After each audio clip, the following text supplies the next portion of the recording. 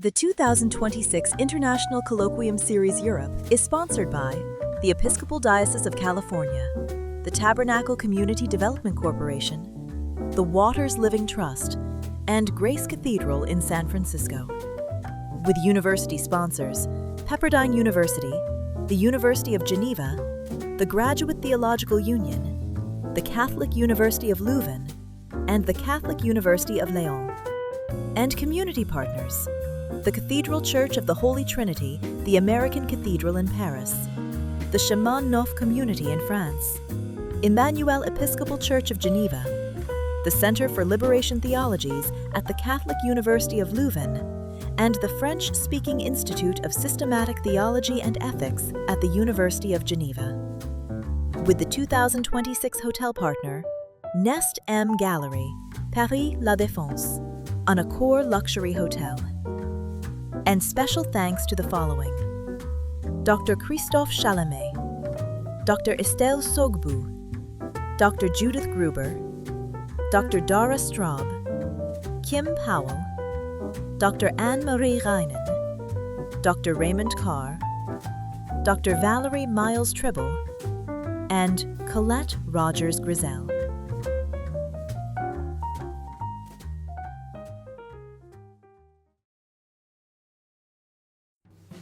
The Northern California Dr. Martin Luther King Jr. Community Foundation is dedicated to promoting justice, health, education, and service.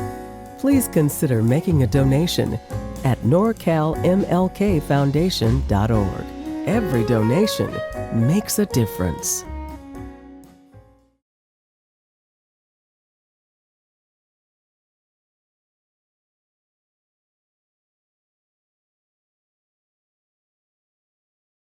What I want to talk about is the globalness of the issues that we're all talking about. So I hope you'll bear with me as I just go quickly through some thoughts and then we can discuss them afterwards. I want to touch on the Great Revolution, this notion of seeking peace and forging equitable justice amid public pandemics. So even in that title, it's picking up some of the things that several of you were talking about. And to introduce this talk, I examine how great revolutions in the past and the present eras focus on a communitarian push for peace and equitable justice, as in the civil rights era and Dr. Martin Luther King's imagery of bending an arc toward justice. Now, the Reverend Dr. Martin Luther King Jr., as Dr. Aaron said, is one of our global leaders in history. And in his 1968 speech at the National Cathedral in Washington, D.C., King spoke the words, "We shall overcome, because the arc of the moral universe is long, but it bends toward justice." Now, in its entirety, King's speech, entitled "Remaining Awake Through a Great Revolution," offered poignant reminders about what it meant to undergo a great revolution amid fractious societal tensions of the area. And we are gathered together to talk about how we understand theology and faith in similarly fractious times. King's vision of a great revolution was centered not only upon the chasmic discord of violent war and power clashes at the time, but also on the nonviolent transformation of unjust structural systems, with attempts to mend the community-based tensions confronting secular and faith leaders as threats to peace. And notably, the vision of a great revolution was substantive enough to inspire King to adapt that theme for numerous documented talks. So here I expand upon the concept of bending an arc. Today's great revolution must forge peaceful pathways to re-envision the constructs of equitable justice that bending might not achieve. I would also argue that King's prophetic vision of a moral arc was quite revolutionary if we appreciate his ethical calls to action, had descriptive critiques of unjust socioeconomic issues and policies. However, there is a tendency afoot to appropriate King's legacy of peaceful protests as docile passivity, masking politicized undercurrents. So here I want to urge an equitable justice focus, distinct from partisan justice rhetoric that masks self-interest aims in politicized agendas. In other words, some of the disruptive and disparate agendas that we hear about, not only in the United States, but around the world, when there's protests or when there's questions about it, someone will invoke King as this person of peace in an effort to quell any questions or any pushback on the agendas being put forth. So ideological polarization foments ecological violence at epidemic levels in communities. And I call these also, as some of you were talking about, pandemics. The pandemics that sicken us are not only viral pandemics, but also ecological injustices. To wit, I want to revisit briefly the arc of King's vision and offer a three-pronged premise for peace. Now, as we know, King was a Christian theologian. He was an African-American Baptist preacher. He envisioned a prophetic paradigm of the beloved community. King urged us to embody agape love at work as authentically unconditional care and concern with direct moral actions that foster freedom and equality as justice. King's conceptual construct of beloved community was and is grounded in the belief that justice emanates from the mishpat, or just judgment, pronounced by the divine power of a righteous Godhead upon those who disregard the community's equitable well-being, either for selfish gain or complacent comfort. And King's faith and justice ethos embraced the prophetic and gospel textual traditions. He spoke to the need for theological and ethical analysis of laws that barred sustainable equality aims amid the socioeconomic disparities of his civil rights era. King's Sermonic lens famously shared a justice ethos from the Hebrew prophet Amos, who linked justice to righteousness in the oft-quoted Amos 5:24. But let justice roll down like waters, and righteousness like an ever-flowing stream. On the one hand, textual exegesis illuminates justice and righteousness in behavioral relations genuinely exercised with communal responsibility. On the other hand, the sermonic ethos of Dr. King emanates from the fullness of Amos 5:7-15, which says, "You who turn justice into bitterness and cast righteousness to the ground. They hate the one who reproves or reprimands wrongdoing in the gate, and they abhor the one that speaks the truth. You trample on the poor, and you take from them levies of grain.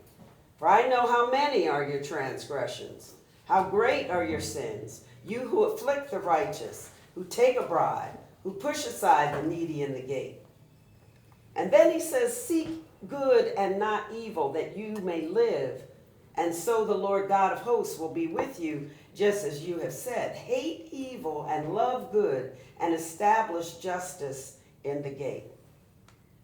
Now, it probably sounds familiar in the times that we are living with about people in power who afflict the righteous, take bribes, and put aside the needy in the gate. Thus, what we see in Amos 5 is a transcendent judgment directed towards false policies and ritualistic practices that ignore abusive agendas. Prophetic assertions against such practices culminate in the oft-quoted call to action that we all memorize in verse 5-24. Essentially, when the term justice is misused as a screen to advance selfish agendas, such actions are prophetically denounced as evil sin. Hence, the act of silence about such abhorrent actions is deemed equally problematic. That said, a particular cultural dilemma in King's era and in today's volatile global climate is that the ethos of justice remains in question. For example, Black people of the global diaspora still dream of an existence that we've never seen or experienced before. The words penned by the African-American writer Langston Hughes reverberate in his assertion, freedom is still a dream deferred. Intersectional disparities such as racism, classism, genderism, and other isms continue to pose moral dilemmas exhibited in homophobia, misogyny, and xenophobia. And such ideologies clash under the influence of a religio-politic that acts to minimize the importance of Dr. King's role and legacy and negate movements like Black Lives Matter, which many call a trite rebellion. So instead of genuine aims to craft equitable strategies, the pseudo-pacifist agenda rhetorically co-opts Dr. King's nonviolent campaigns to stifle public critique or quell the diversity of intergenerational justice calls for change. Rather, King urged that nonviolence should not be misconstrued as complacent silence or inaction. So my lens as a womanist scholar also compels me as a Christian theologian to embrace theoethical urgings towards peace-building justice in alignment with a gospel call to go and do likewise, with the prophetic aim of Micah 6:8, which says, "He has told you, O mortal, what is good. And what does the Lord require of you but to do justice and to love kindness and to walk humbly with your God?" Now the requirement is more than kindness and humility. Rather, it's a command for action. To do, to love, to walk, all of which require significant relational involvement to build a moral arc for justice and not just bend a fractured one battered by oppression. So in my context, in the USA, where freedom formation is debatable, societal issues are mired in partisan denial of roots in chattel slavery, Jim Crow, legal restrictions, and redlining. The present manifesto that we are dealing with to make America great again constitutes a veiled mantra to return to the more overt privileging of racial and class divisions that favor an ideology of white supremacy as Christian nationalism. Complicitous religious ideology, such as evangelicalism, misappropriates the evangel, or good news, of incarnational mission. Such regressions loosen the scabs of festering woundedness and unveil pernicious institutionalized betrayal. Communities of African diaspora people, indigenous Native American people, and colonized immigrant groups are still burdened by this unequal systemic infrastructures that deny certain groups their equitable human rights. And so I want you to envision with me, if you will, the imagery of an arc bending toward justice. To pursue an urgent quest for societal sustainability, a moral arc effectively begins at a personal or a grassroots level. Imagine walls comprised of structurally powerful hierarchies with the verticality of seemingly impenetrable barriers to justice. The wall symbolizes the barrier of disparate injustices perpetuated within the status quo of unbending systems and structures. Physical and ideological barrier walls exist in cities where high housing costs exponentially impact the crisis of displaced and houseless citizens.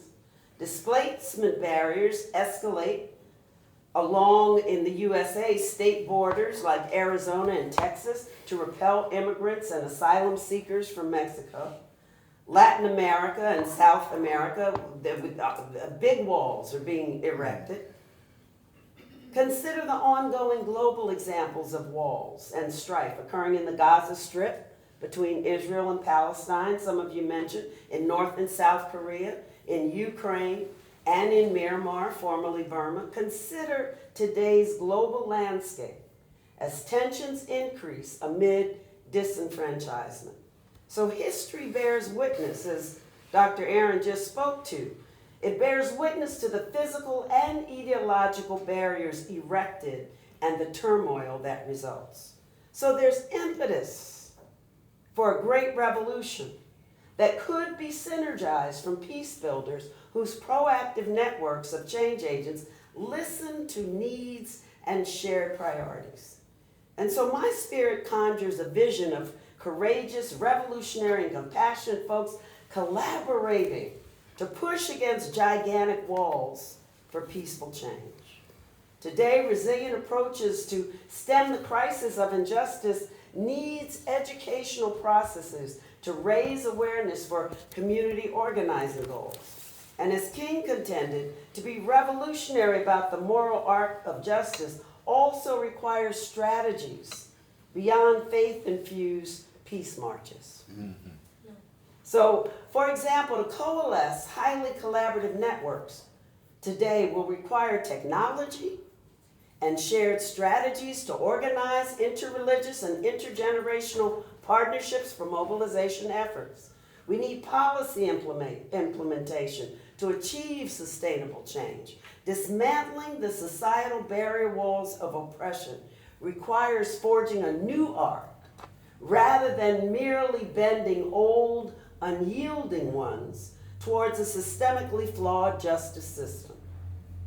In this yet-to-be-attained freedom quest, critical dialogue risks being mired in ideological values complicated by embedded attitudes when cloaked in layers of religiosity used to justify long-held biases. So still networking is what I'm talking about, but networking is never an individualistic endeavor. Building relationships involve embodied consciousness for shared accountability processes because implicit biases, those we hold and may not even admit we hold, they're just as detrimental as explicit prejudices. So consider how daunting a task we face to undo the ingrained biases in value systems learned through social and theological orientations, where the ideological homogeneity of family, religious beliefs, and peer pressure work to engender preferential advantages to the detriment of others. Dr. King sought to heighten the awareness for strategic preparation to withstand the hateful backlash to peaceful resistance. Local and state efforts of conservative religious and political leaders still pose threats to dismantle fragile scaffolding for civic equality and human rights that are still, at least in the United States, dependent on the roller coaster outcome of case law appeals or injunctions. Meanwhile, global dismantling efforts limit human rights and peace protocols. So these walls of entrenchment have deep footings that justice seekers still need to navigate to forge new arcs for inclusive freedom. So what's revolutionary then about an arc of justice? The great revolution of today is multifaceted. People of diverse backgrounds and religions live in a time when interstitial issues are at pandemic proportions, including but not limited to public policy and partisan divides. A revolution or uprising often sparks change amid times of crisis, when the instinctive desire drives people to survive amid chaotic trials and tribulations. A great revolution for peace must fuel hope and generative collaboration. And while historical evidence attests that efforts to overcome barriers might be long and arduous, history also offers us hopeful glimpses that societal change is possible when a groundswell of humanity joins in collective, courageously peaceful acts of moral protest, not violent, chaotic protests. So I contend that a moral imperative for protest is to center a peace vision for equitable justice, as in the moral arc-bending efforts of the civil rights era in the 1950s, 60s, or the global liberation efforts of the 70s, 80s, and the anti-communist protests to remove the Berlin Wall. If you remember or have read about how much of a milestone that was in 1989. So now a peace vision should also raise sustainability concerns for ecological justice and global sustainability among the pandemics of dis-ease. Not just disease, but the pandemics of dis-ease. That means environmentalists, farmers, scientists, faith leaders join grassroots voices for shared eco-justice concerns about global warming. It means pulling together AIDS awareness and behavioral changes that slowly push moral arcs of global change. And a quest for peace might seem naive or futile, yet to change the pervasively negative momentum that threatens to dismantle our basic freedoms will require a daring commitment and embodied belief to forge new arcs of justice. To resist the status quo requires prophetic prayers because unjust barriers still bind hearts. So along with the ethical considerations, we need spiritual resources and theological reflection about what freedom is, what is just, and by what means do we listen for God? Where's the church? What are we doing today? These are the questions that our young activists are asking us and challenging us to respond to. And we need collective reflection to construct a justice ethos that is revolutionary, one in which diverse people embody their faith with an ethical sense of moral responsibility to build equitable communities. Accordingly, an arch can be viewed as a noun, can be viewed as a structure, can be viewed as signifying something that is a bend or a curve shape, an image which invokes a reminder that justice is not linear. As an ethos, justice is multi-layered. Sometimes it's a circuitous intersectional approach to relational phenomenology or lived experiences that can't be simplified to a straight line from point A to point B, or through a cut and dry path of singular designs. Rather, an ethical argument could be made that a moral arc of justice is created whenever lives sparked by hope in oppressive environments begin to coalesce against narrow rules of normativity. A collaborative pushback against barrier walls imagines a spiraling upward momentum against the limiting confines of injustice. And here I would argue that equity and equality are not synonymous. Despite the popularity of the admirable diversity, equity, and inclusion goals, in which a focus on equity may aim to address fairness amid the distinct advantages of some. Semantically, equity has a similar connotation to tolerance. Both infer a patronizing decision to offer a small piece of a big pie or allow a seat or two at the proverbial tables of power. But little gets done where rules and access fences are then raised higher to still be inaccessible. Conversely, I frame an ethos of equitable justice that values equality as an intentional unraveling and removal of barriers that maintain disparity among the guise of equity. In effect, peaceful resistance and resilience embody revolutionary ethics to reform the arc for freedom, not just with crumbs of equity, but for the authenticity of full equality. The arc of justice can also be understood as a verb. That is to say, to arc is to move with a curving trajectory and to push against heteronormative or hegemonic understandings of what's manifested as the status quo. The term status quo conveys the idea that prevailing stances deemed normal are acceptable mores that also require conformity. Instead, to arc is to act with intent to exert pressure upon those limiting barriers. Now, scientifically, when electric current arcs, the surge of the current or the charge jumps a gap in the circuit between two conductors of power. The high voltage arc created by the gap becomes a spark visible to the naked eye because the energetic field involves atoms in the air that are the plasma of life for a split second of charged light. That's a science lesson for today. So how do we create a justice surge? In reality, two socialized conductors of power, racism and capitalism, leave gaps in the ecological energy field of our humanity.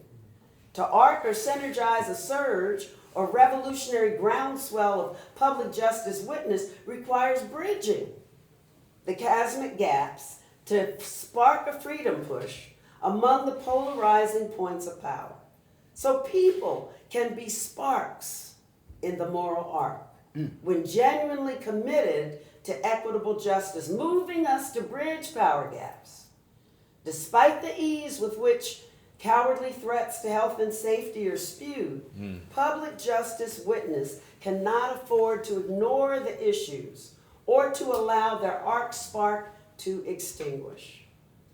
So we have to understand that we need to maintain heightened awareness, and that our heightened awareness requires urgent educational preparation to support proactive mobilization strategies and address disparities.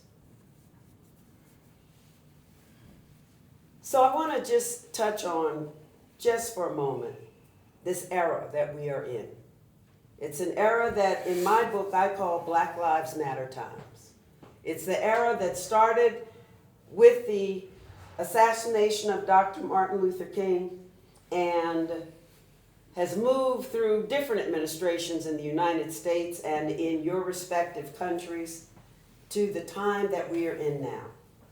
We have witnessed systemic backlash since the 1980s with privilege denial under a guise of post-racial colorblindness that marks this era of pandemic injustices.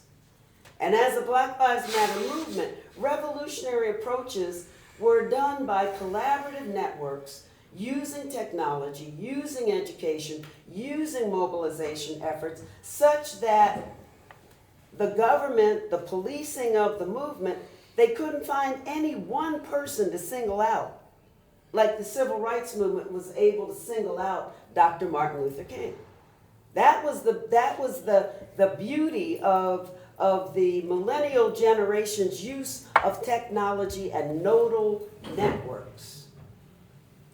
And the Episcopal priest and womanist theologian Kelly Brown Douglas noted the theoethical implications of this movement that, if you recall, began with the 2012 murder of teen Trayvon Martin, when Florida's Stand Your Ground laws exonerated a vigilante who used the trope of fear for safety as the excuse to kill an innocent young man.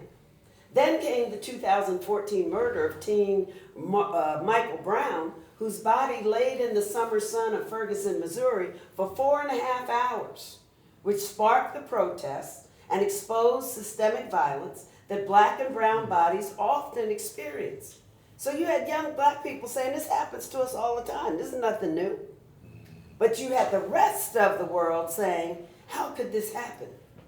So this Black Lives Matter ethos to stay woke was an ongoing generational call to be aware, take note, stay alert to the subtleties of shifting rhetoric in court rulings and regulatory decisions and judicial appointments to sway restrictive directions of public sentiment under the guise of religiopolitics.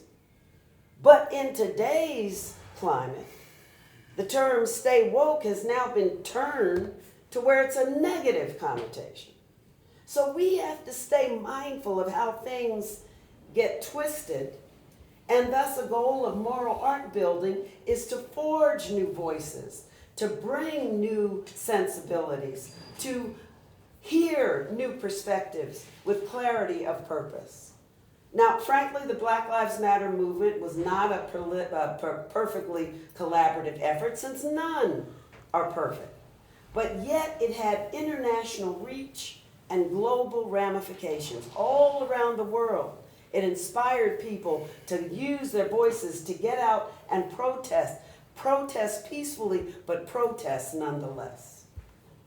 And so the lessons learned from the intersectional mobilization of multinodal networks by diverse grassroots groups affirms how adaptive strategies, peaceful protests, and policy demands can become publicly visible frameworks.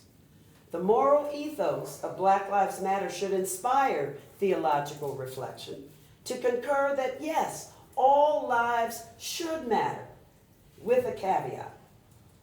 An ecology of freedom is sustainable and revelatory when we reflect on our theological understanding of the Imago Dei as a foundational belief that divine creation unites humanity as one family in the image of an unseen, transcendent creator.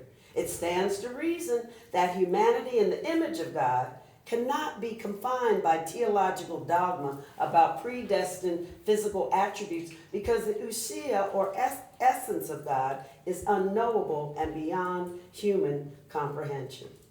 Thus, the caveat is, spiritual attributes or virtues of the soul to desire good in the world and toward one another also extend beyond the corporal finiteness of bodily identity, because the Imago Dei transcends physical strictures of human racial identity constructs, which should give pause to doctrines of discovery, manifest destiny, or exceptionalism held by some to subjugate others. In truth, Black Lives Matter does not negate the sanctity of all lives. Rather, its prophetic justice ethos insists that until the humanity of Black lives also matters equally in societal sustainability goals, the assertion that all lives matter can't be true. So how do we cultivate what systematic theologian Jürgen Moltmann called a culture of life in the dangers of this time? Moltmann's ecological theology of hope extends Imago Dei to Imago Mundi. Interacted evolutions of all life and history of consciousness as a divine life force.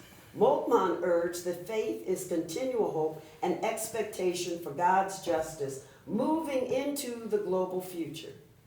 And so as we forge new arcs, I'm convinced that equitable justice is sacred. People of faith who link discipleship to public witness have a sacred task to build beloved communities linked together by belief, sharing hope. Intergenerational collaboration is also sacred. Envisioning sustainable societies with genuine steps to sustain hope can move us to pursue collective aims. To what extent are we revolutionary enough to build a moral arc for freedom? I propose a model of social reform that centers public justice witness, which a friend and public theologian, Michael Ray Matthews, calls a theology of resistance. A theology of resistance, particularly peaceful resistance, is not against our sacred text. It embodies revolutionary and prophetic ethics with the resilience of hope to forge new arcs of equitable justice for freedom. And the question is, are we there yet? I'm going to stop there and let our brother lead us into another phase of our discussion. All right.